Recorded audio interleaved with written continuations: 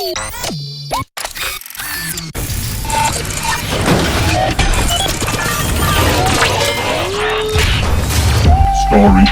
rumblings.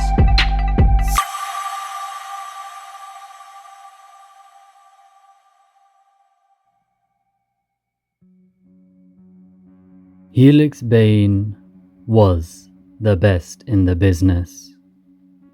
Alas, a lot can change over a decade. Helixbane herself is proof enough of this.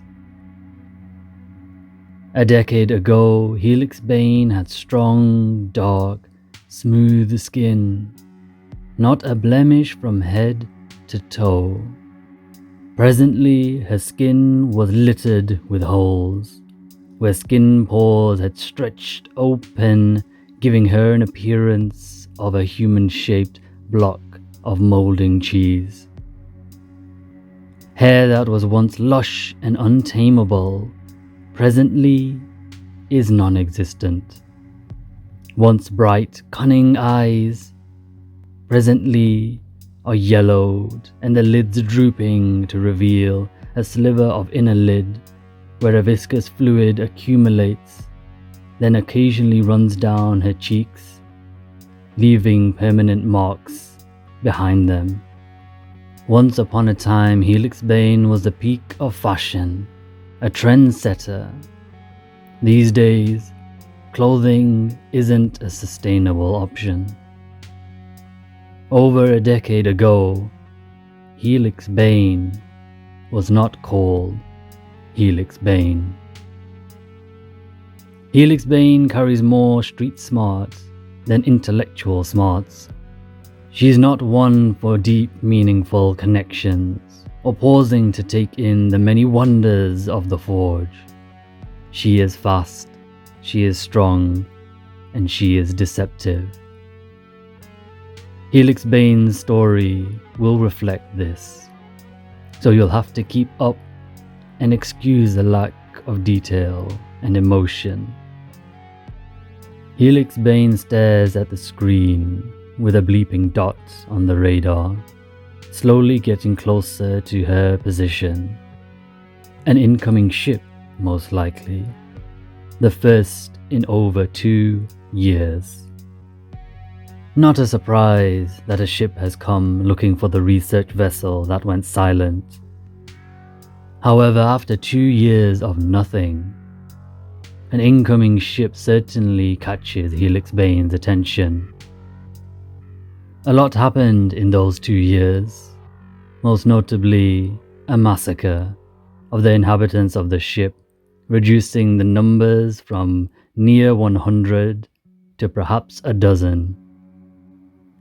Helixbane looks over at a second screen, which is just as captivating. Presently, it is displaying a message.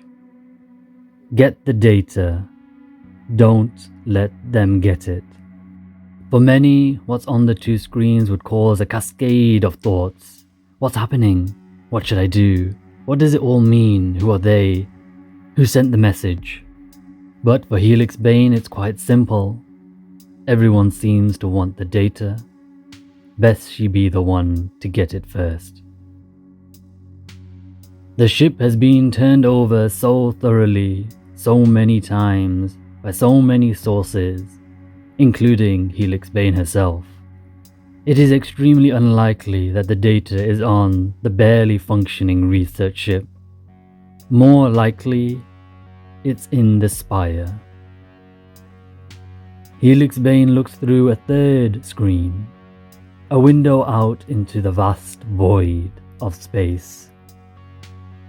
Only there isn't much space between the ship and the ancient-looking spire looming not far enough away.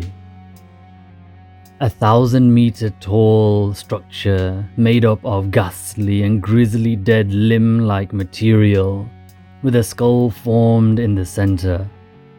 All this floating in the middle of empty space on a platform made of a similar material. Looking as it does is the reason Helixbane hasn't had much interest in entering or exploring this ill-omened structure. That is, till now. She looks back at the first screen.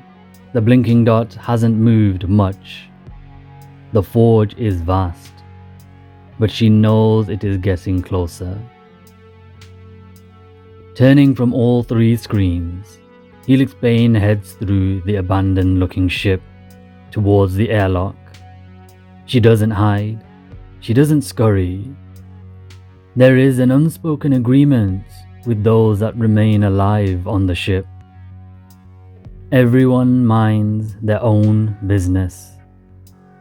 And if they happen to get in Helixbane's way and decide to stay in her way, then she is more than happy to tear out their throats. How long this unspoken agreement will last, given a ship is incoming, will likely not be a problem that needs to be considered for much longer. On the way, instead, Helixbane toys with the only thing she maintains on her person, a black iron ring with a tiny shard embedded in it. Clenching her fist, she utters her vow. Get the data, then decide what to do with it. An old ritual from her past, binding a task to black iron. The one material so far that doesn't corrode and disintegrate with prolonged contact with her.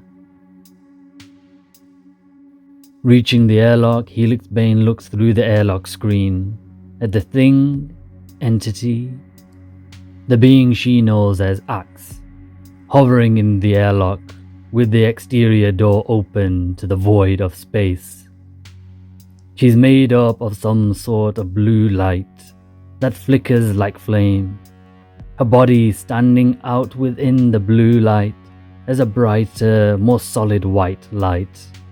Axe, I need to get over to the spire, unnoticed. Axe, hovering, turns to face Helixbane. In a fluting voice she responds, It doesn't seem like a place meant to be explored by one who has no knowledge of it. Could say the same about most places. Can you take me or not? Grab your suit. Helixbane grabs her suit. From the outside it looks almost brand new. However, looking inside, at the inner lining of the suit, it is corroded and worn where it has touched her skin. Perhaps has a few more hours of use before it is not fit for purpose, and will stop offering protection when exposed to the vacuum and dangers of space. She dons it as the airlock cycles. Once complete, Axe walks over, now looking like a middle-aged mother, with soft blue eyes, lightning-colored hair, and an ever-present comforting smile. She cycles the door open and offers a hand to Helixbane, who takes it. As soon as the airlock cycles once more and the exterior door opens, Axe returns to her fiery blue form, and the light extends over and around Helixbane, and they both begin to hover. The two of them glide out, leaving the faintest of blue streaks in the otherwise black void of the forge in their wake. Hoping to remain unseen, they fly first under the ship, and then under the no longer retractable tunnel extending from the ship to the ghastly, grisly, ill-omened spire.